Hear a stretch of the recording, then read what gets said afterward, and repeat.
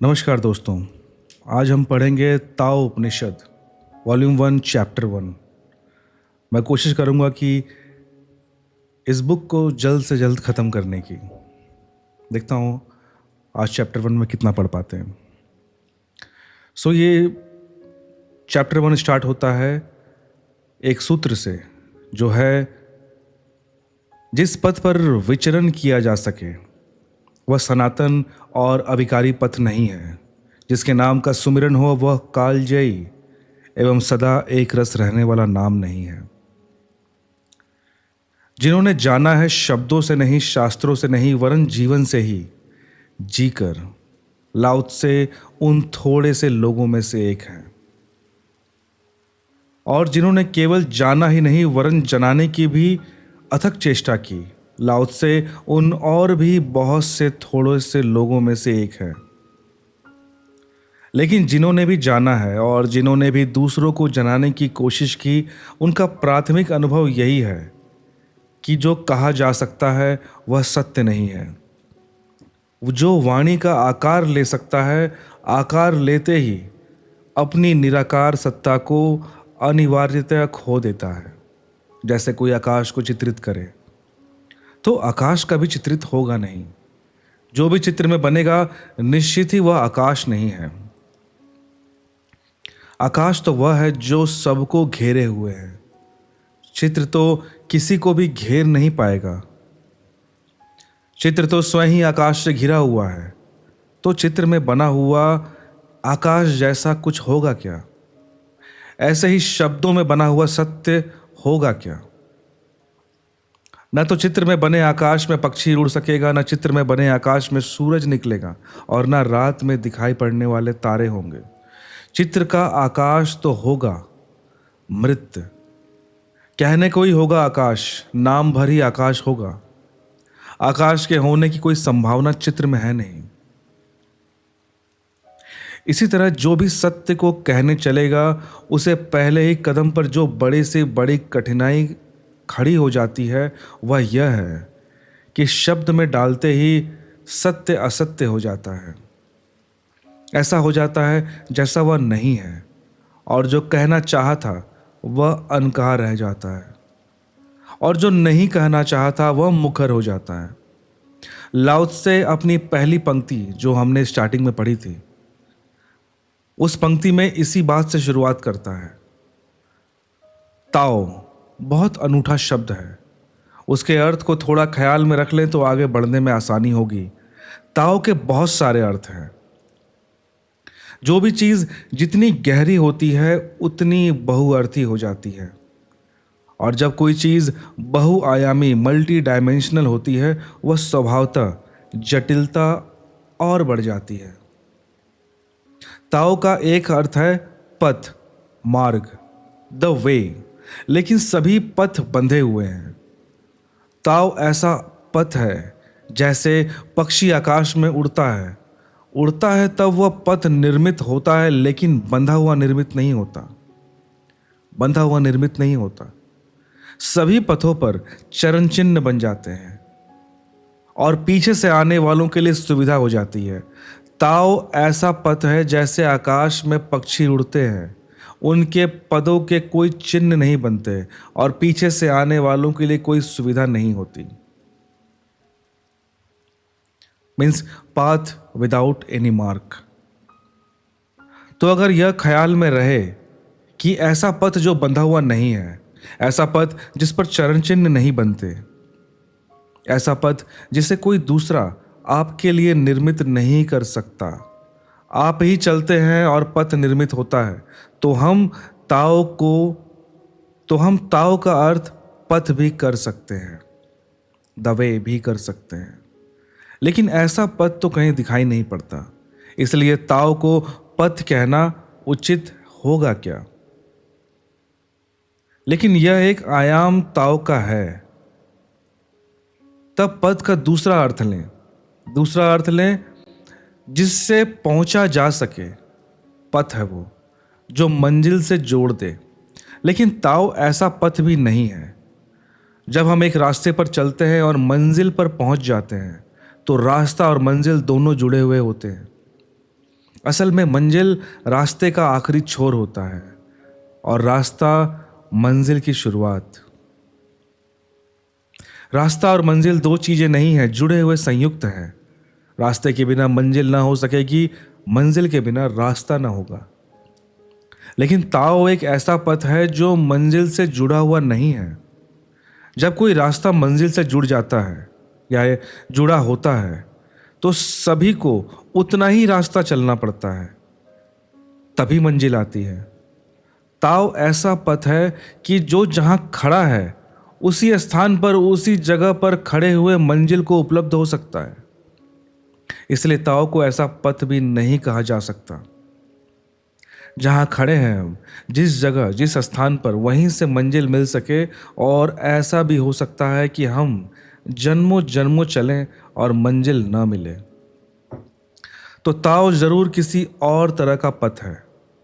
इसलिए एक तो पथ का अर्थ है कहीं गहरे में, लेकिन बहुत सी शर्तों के साथ। दूसरा ताओ का अर्थ है धर्म। दूसरा अर्थ क्या है? धर्म। लेकिन धर्म का अर्थ मजहब नहीं, रिलीजन नहीं है। ताओ का वही धर्म है जो पुराणतम ऋषियों ने लिया। धर्म का अर्थ होता है वह नियम जो सभी को धारण किए हुए है। जीवन जहां भी है उसे धारण करने वाला जो अत्यंत, क्या शब्द है ये, जो आत्यंतिक नियम है, द अल्टीमेट लॉ, वह जो आखिरी कानून है वह। तो ताओ धर्म है, मजहब के अर्थों में नहीं, इस्लाम और हिंदू और जैन और बौद्ध और सिख के अर्थों में नहीं, जीवन का परम नियम। धर्म है जीवन के शाश्वत नियम के अर्थ में। लेकिन सभी नियम सीमित होते हैं। ताओ ऐसा नियम है जिसकी कोई सीमा नहीं है।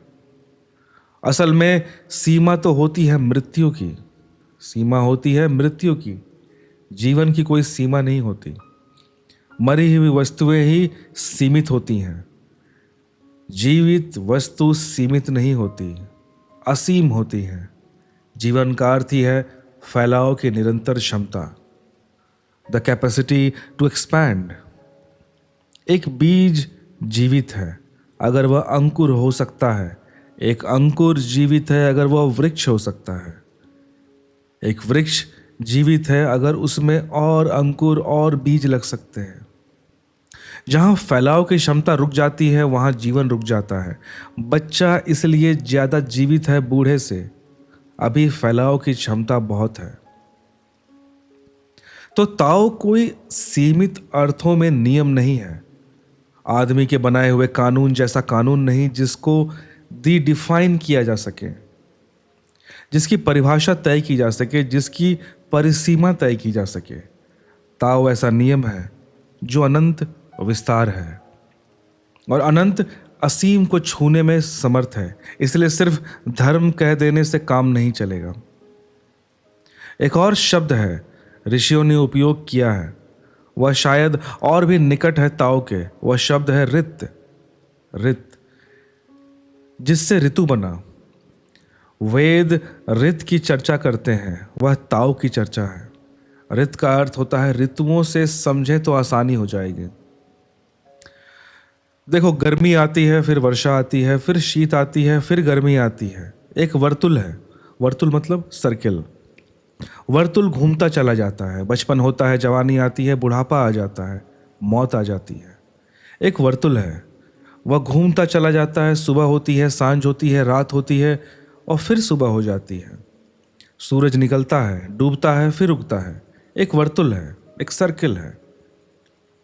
जीवन की एक गति है वर्तुलाकार, सर्कुलर। उस गति को चलाने वाला जो नियामक तत्व है उसका नाम है रित। ध्यान रहे, रित में किसी ईश्वर की धारणा नहीं है। रित का अर्थ है नियामक तत्व। नियामक व्यक्ति नहीं, नॉट पर्सन बट प्रिंसिपल। कोई व्यक्ति नहीं जो नियम हो, कोई तत्व जो नियमन किए चला जाता है। ऐसा कहना ठीक नहीं है कि नियमन किए चला जाता है, क्योंकि इससे व्यक्ति का भाव पैदा होता है।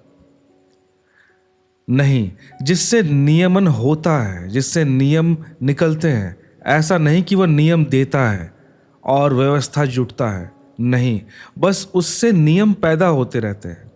जैसे बीज से अंकुर निकलता रहता है, जैसे ऋत से ऋतुएं निकलती रहती हैं, ताओ का गहनतम अर्थ वही है। लेकिन फिर भी कोई भी शब्द ताओ को ठीक से प्रकट नहीं करते हैं, क्योंकि जो जो इनका अर्थ दिया जा सकता है, ताओ उससे फिर भी बड़ा होता है और कुछ ना कुछ पीछे छूट जाता है। शब्दों की जो बड़ी से बड़ी कठिनाई वह यह है कि सभी शब्द द्वैत से निर्मित हैं। अगर हम कहें रात तो दिन पीछे छूट जाता है, अगर हम कहें प्रकाश तो अंधेरा पीछे छूट जाता है, अगर हम कहें जीवन तो मौत पीछे छूट जाती है। हम कुछ भी कहें, कुछ सदा पीछे छूट जाता है। और जीवन ऐसा है, संयुक्त, इकट्ठा। वहाँ रात और दिन अलग नहीं है, वहाँ जन्म और मृत्यु अलग नहीं है, और वहाँ बच्चा और बूढ़ा दो नहीं है, वहाँ सर्दी और गर्मी दो नहीं है, और वहाँ सुबह सूरज का उगना, सांझ का डूबना भी दो नहीं है। जीवन कुछ ऐसा है, संयुक्त, इकट्ठा। लेकिन जब भी हम शब्द में बोलते हैं तो कुछ छूट जाता है। कहे दिन तो रात छूट जाती है, जीवन में रात भी है। और अगर हम कहें कोई भी एक शब्द, यह है ताओ, यह है मार्ग, यह है धर्म, यह है रित, बस हमारे कहते ही कुछ पीछे छूट जाता है। अर्थात यानी जब भी हम ताओ को कोई शब्द देते हैं कि मार्ग है, धर्म है, रित है, तो कुछ ना कुछ पीछे छूट जा रहा है। कंप्लीटली हम उसको डिफाइन या एक्सप्लेन नहीं कर पा रहे। समझ लें, हम कहते हैं नियम, नियम कहते हैं अराजकता पीछे छूट जाती है। लेकिन जीवन में वह भी है, नियम भी है और अराजकता भी है। नियम कहते ही वह जो अनार्किक है, वह जो अराजक तत्व है, वह पीछे छूट जाता है। निश्ते ने कहीं लिखा है कि जिस दिन अराजकता न होगी उस दिन न तारे कैसे निर्मित होंगे। जिस दिन अराजकता न होगी उस दिन नए तारे कैसे निर्मित होंगे। जिस दिन अराजकता न होगी उस दिन नया सृजन कैसे होगा, क्योंकि सृष्टि तो जन्मती है अराजकता से, केओस से। Out of chaos is creation. अगर केओस ना होगा, अराजकता ना होगी, तो सृष्टि का जन्म ना होगा। और अगर सृष्टि अकेले हो तो फिर समाप्त ना हो सकेगी, क्योंकि उसे समाप्त होने के लिए फिर अराजकता में डूब जाना पड़े। जब हम कहते हैं नियम, प्रिंसिपल, तब अराजकता पीछे छूट जाती है। वह भी जीवन में है। उसे छोड़ने का उपाय जीवन के पास नहीं है, शब्दों के पास है। इसलिए हम कहते हैं रित, तो भी कुछ पीछे छूट जाता है। वह अराजक तत्व पीछे छूट जाता है जो घटना है और फिर भी नियम के भीतर नहीं घटता। इस जीवन में सभी कुछ नियम से नहीं घटता, नहीं तो जीवन दो कौड़ी का हो जाएगा। इस जीवन में कुछ भी जो नियम छोड़कर भी घटता है। सच तो यह है कि इस जीवन में जो भी महत्वपूर्ण है, इस जीवन में जो भी महत्वपूर्ण है वह नियम छोड़कर घटता है। जो भी गैर महत्वपूर्ण है वह नियम से घटता है। इस जीवन में जो भी गहरी अनुभूति है वह किसी नियम से नहीं आती, अकारण, अनायास, अनायाचित द्वार पर दस्तक दे देती है। जिस दिन किसी के जीवन में प्रभु का आना होगा, उस दिन वह यह नहीं कह पाता कि मैंने यह किया था इसलिए तुम्हें पाया। उस दिन वह वही कह पाता है कि कैसी तुम्हारी दया, कैसी तुम्हारी अनुकंपा। मैंने कुछ भी ना किया था, या जो भी किया था, अब मैं जानता हूं उसे तुमसे पाने से कोई भी संबंध ना था। यह तुम्हारा आगमन कैसा, यह तुम आ कैसे गए। न मैंने कभी तुम्हें मांगा था, न मैंने कभी तुम्हें चाहा था, न मैंने तुम्हें कभी खोजा था। या मांगा भी था तो कुछ गलत मांगा था, खोजा भी था तो जहां तुम नहीं थे। चाहा भी था तो भी माना न था कि तुम मिल जाओगे। और यह तुम्हारा आगमन। और जब प्रभु का आगमन होता है किसी के जीवन में, तो उसका किया हुआ कहीं भी कुछ संबंध नहीं बन पाता, अनायास। इस जीवन में सभी कुछ नियम होता तो हम कह सकते हैं कि ताओ का अर्थ है रित, लेकिन इस जीवन में वह जो नियम के बाहर है वह रोज घटता है, हर घड़ी हर पहर, अनायास ही, अकारण भी वह मौजूद तो है, हो जाता है, ना उसे भी हम जीवन और अस्तित्व के बाहर ना छोड़ पाएंगे। इसलिए अब हम ताओ को क्या कहें। यहां तक मैंने पढ़ा, यहाँ पे ओशो इतना ही कहना चाह रहे हैं कि हम जो भी डिफिनेशन, जो भी नियम कानून, कुछ भी अगर हम ताओ से जोड़ें तो कुछ ना कुछ छूट जाएगा। ताओ उससे बड़ा है। जैसे कह रहा है कि अगर जीवन बोले तो मृत्यु छूट जाती है, मृत्यु बोले तो जीवन छूट जाता है, अच्छा बोले तो बुरा छूट जाता है, बुरा बोले तो अच्छा छूट जाता है। बट ये सारे चीजें ताओ के पार्ट हैं। केवल एक अगर हम ताओ के साथ जोड़ें तो दूसरा ना हो तो ताओ कंप्लीट नहीं है। तो अभी तक ओशो जी यही समझाना चाह रहे हैं। आगे बढ़ते हैं। तो लाओ त्से अपना पहला सूत्र कहता है, उस सूत्र में वह कहता है जिस पथ पर विचरण किया जा सके वह सनातन अविकारी पथ नहीं है। जिस पथ पर विचरण किया जा सके, अब पथ का अर्थ ही होता है जिस पर विचरण किया जा सके, लेकिन लाओ त्से कहता है जिस पथ पर विचरण किया जा सके वह नहीं है। जिस पर आप चल सके वह नहीं। फिर अगर जिस पर हम चल ही ना सके उसे पथ कहने का क्या प्रयोजन। हम चल सके तो ही पथ है ना। लाओ त्से कहता है जिस पथ पर विचरण किया जा सके वह सनातन अविकारी पथ नहीं है। बहुत सी बातें इस छोटे से सूत्र में है। एक, पहली बात, जिस पथ पर चला जा सके, जिस पर चलने की घटना घट सके, उस पर पहुंचने की घटना न घटेगी। फिर से पढ़ते हैं इसको। पहला पॉइंट क्या है? जिस पथ पर चला जा सके, जिस पर चलने की घटना घट सके, उस पर पहुंचने की घटना न घटेगी। क्योंकि जहां हम पहुंचना है, जहां हमें पहुंचना है वह कहीं दूर नहीं, यहीं और अभी है। अगर मुझे आपके पास आना हो तो मैं किसी रास्ते पर चल सकता हूं, लेकिन मुझे अपने ही पास आना हो तो मैं किस रास्ते पर चलूंगा। अगर मुझे कहीं पहुंचना है तब मुझे पाथ चाहिए ना, point A to point B. अगर मुझे पॉइंट ए से पॉइंट ए पे ही रहना है तो मैं किस पाथ को लूं? मैं तो वहीं हूं, अभी हूं, कहीं दूर नहीं हूं, कहीं दूर नहीं, अभी है। और जितना चलूंगा रास्तों पर उतना ही भटक जाऊंगा, अपने से दूर, और दूर होता चला जाऊंगा। जो आदमी स्वयं को खोजने किसी रास्ते पर जाएगा वह अपने को कभी भी नहीं पा पाएगा। कैसे पा सकेगा? अपने ही हाथ से। खोज के ही कारण वह अपने को खो देता है। मतलब वो इंसान खुद को खोने के चक्कर में, खुद को खोजने के चक्कर में ही, सर्च करने के चक्कर में ही खुद को खो देता है। वाह! अपने ही हाथ से खोज के ही कारण वह अपने को खो देता है। जिसे स्वयं को खोजना है उसे तो सब रास्ते जोड़ देने पड़ेंगे, क्योंकि स्वयं तक कोई भी रास्ता नहीं जाता। फिर से पढ़ते हैं इसको।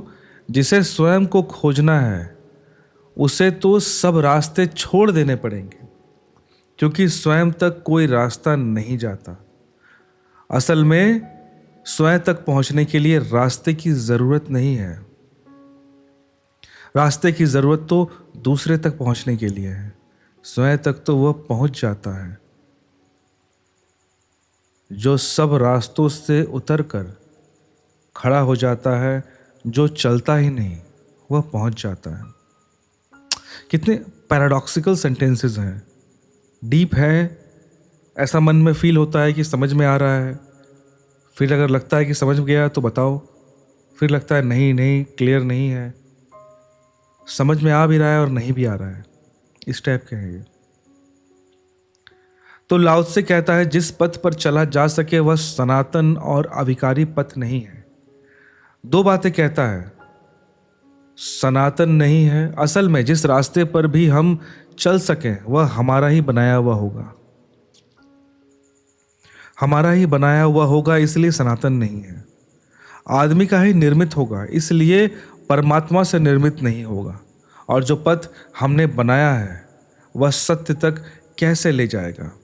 क्योंकि अगर हमें सत्य के भवन का पता होता तो हम ऐसा रास्ता भी बना लेते जो सत्य तक ले जाए।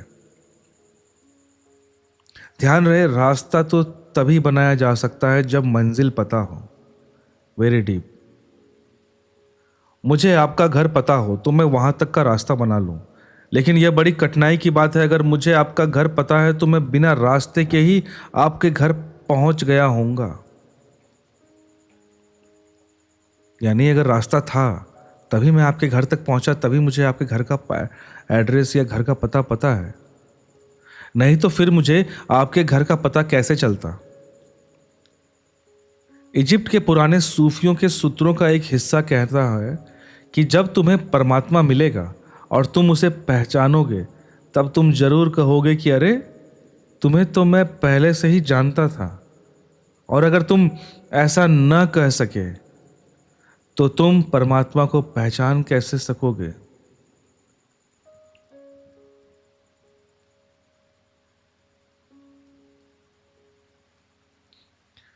Recognition is impossible. Of course, परमात्मा अगर तुम्हें मिला, अगर तुम उसको पहले से नहीं जानते हो तो हाउ वुड यू से कि मैं तुमको जानता हूँ? या फिर how would you identify, recognise कैसे करूँगा मैं कि अरे यही तो ईश्वर है, यही तो परमात्मा है? इट्स मीन मैं उसको पहले से जानता हूँ, then only I can identify. Yes, very good. Recognition का तो मतलब ही यह होता है, अगर परमात्मा मेरे सामने आ जाए और मैं खड़े होकर उससे पूछूं कि आप कौन हैं, तब तो मैं पहचान ना सकूंगा। और अगर मैं देखते ही पहचान गया कि प्रभु आ गए तो उसका अर्थ है कि मैंने कभी किसी क्षण में किसी कोने से, किसी द्वार से जाना था, आज पहचाना है। यह रिकॉग्निशन है। हम जाने को ही पहचान सकते हैं। अगर आपको पता ही नहीं, अगर आपको पता ही है कि सत्य कहाँ है, तो आपके लिए रास्ते की ज़रूरत कहाँ रही? आप सत्य तक कहीं पहुँच ही गए हैं, जान ही लिया है। तो जिसे वह पता है वह रास्ता नहीं बनाता, और जिसे पता नहीं है वह रास्ता बनाता है। और जो नहीं जानते उनके बनाए हुए रास्ते कैसे पहुंच पाएंगे? वे सनातन पथ नहीं हो सकते। कितना खूबसूरती से इसको एक्सप्लेन किया गया है कि एक डेस्टिनेशन है, मैं यहाँ पे खड़ा हूँ, मैं यहाँ तक पहुँचना है। जस्ट इमेजिन करो, ये ट्रुथ है। अब इस ट्रुथ तक मैं तभी पहुँच सकता हूँ जब मुझे पता है कि ये कहाँ पर है, तभी मैं ये पाथ बना पाऊँगा। और अगर मुझको ये पाथ बना सकता हूँ तो मतलब मैं ऑलरेडी ट्रूथ को जानता हूँ। और जब ट्रूथ को जान ही गया तो मैं पाथ बनाने की क्या ज़रूरत है, मुझे चलने की क्या ज़रूरत है? और अगर मैं ट्रूथ जानता नहीं कि कहाँ पर है, तो मैं पाथ तो बहुत सारे कुछ भी बना सकता हूँ, मुझे कैसे मालूम कि वो ट्रूथ तक जा रहे हैं? और जब आपको डेस्टिनेशन ही नहीं पता तो आप पाथ किस चीज़ के लिए बना रहे हो? क्योंकि हम जब पाथ बनाते हैं, जिस पाथ पर चलते हैं, वो किसी डेस्टिनेशन ओरिएंटेड होता है। Got it?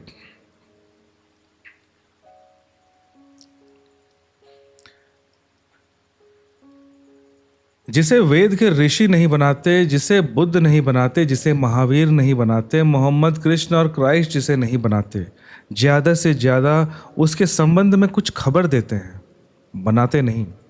इसलिए ऋषि नहीं कहते कि हम जो कह रहे हैं वह हमारा है। कहते हैं ऐसा पहले भी लोगों ने कहा है, ऐसा सदा ही लोगों ने जाना है। यह हम जो खबर ला रहे हैं, यह उस रास्ते की खबर है जो सदा से है। जब हम नहीं थे तब भी था, और जब कोई नहीं था तब भी था। जब ये ज़मीन बनती थी और इस पर कोई जीवन न था तब भी था। और जब ये ज़मीन मिटती होगी और जीवन विसर्जित होता होगा तब भी होगा। आकाश की भांति वह सदा मौजूद है। यह दूसरी बात है कि हमारे पंख इतने मजबूत ना थे कि हम उसमें कल तक उड़ सके, आज उड़ पाते हैं। यह दूसरी बात है कि आज भी हम हिम्मत नहीं जुटा पाते और अपने घोंसले के किनारे पर बैठे रहते हैं, पैरों को तौलते रहते हैं और सोचते रहते हैं कि उड़े या ना उड़े। लेकिन वह आकाश आपके उड़ने से पैदा नहीं होगा। वह आपके पंख भी जब पैदा न हुए थे, जब आप अंडे के भीतर थे तब भी था। और आपके पास पंख भी हों और आप बैठे रहें और न उड़ें, तो ऐसा नहीं कि आकाश नहीं है। आकाश है। आकाश आपके बिना है। यानी यहाँ पे सिंपल सी बात है कि द ट्रुथ वो एग्जिस्ट करता है। आप उसकी ओर चले या ना चलें। आप जब नहीं थे तब भी वो ट्रुथ था, आप जब नहीं रहेंगे तब भी वो ट्रुथ रहेगा। इसका मतलब चलना ना चलना वो आपकी बात है, आप पे निर्भर करता है, लेकिन वो ट्रुथ है, सत्य है। Like that sky.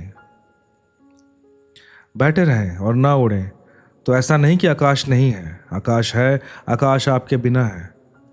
तो सनातन पथ तो वह है जो चलने वाले के बिना है।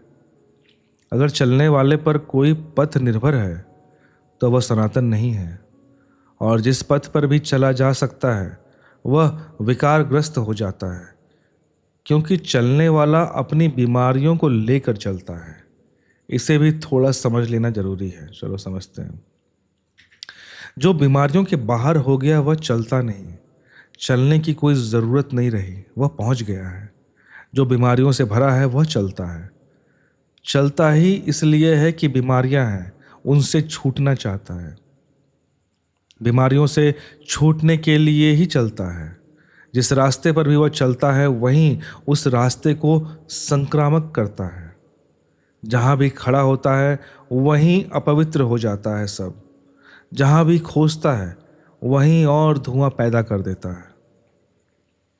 जैसे पानी में कीचड़ उड़ गई हो और कोई पानी में घुस जाए, कीचड़ के बिठालने की कोशिश में लग जाए, तो उसकी सारी कोशिश जो कीचड़ उड़ गई है उसे बिठाने ही न देगी, और जो बैठी थी उसे भी उठा देती है। वह जितना डेस्परेटली, जितना पागल होकर कोशिश करता है कि कीचड़ को बिठा दूं, उतना ही कीचड़ और उठ जाता है, पानी और गंदा हो जाता है। लाउत से वहाँ से निकलता होगा तो वह कहेगा कि मित्र तुम बाहर निकल आओ, क्योंकि जिसे तुम शुद्ध करोगे वह अशुद्ध हो जाएगा। तुम ही अशुद्ध हो, इसलिए तुम कृपा करके बाहर निकल आओ। तुम पानी को अकेला छोड़ दो, तुम तट पर बैठ जाओ, पानी शुद्ध हो जाएगा। तुम प्रयास मत करो, तुम्हारे सब प्रयास खतरनाक हैं।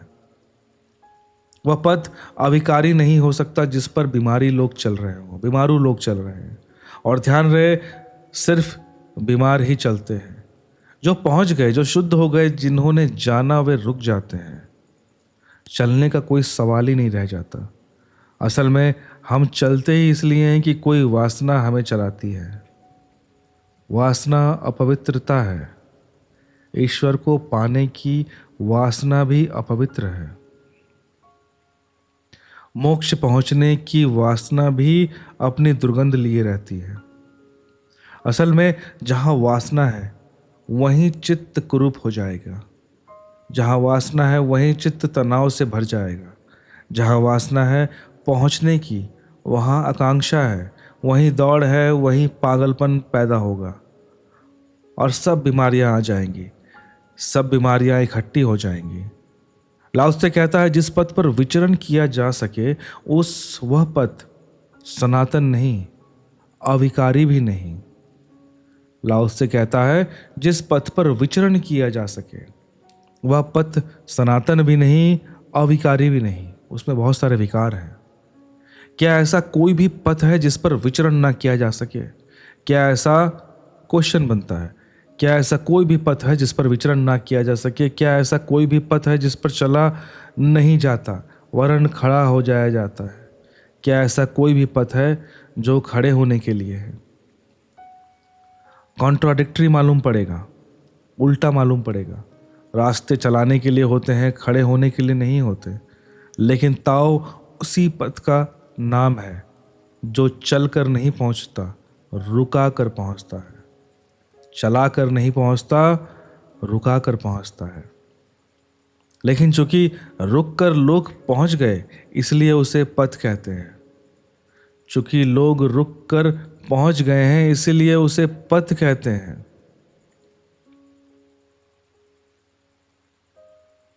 और चूंकि दौड़ दौड़ कर भी लोग संसार के किसी पथ से कहीं नहीं पहुंचते, इसलिए उसे पथ सिर्फ नाम मात्र से ही कहा जा सकता है, वह पथ है नहीं।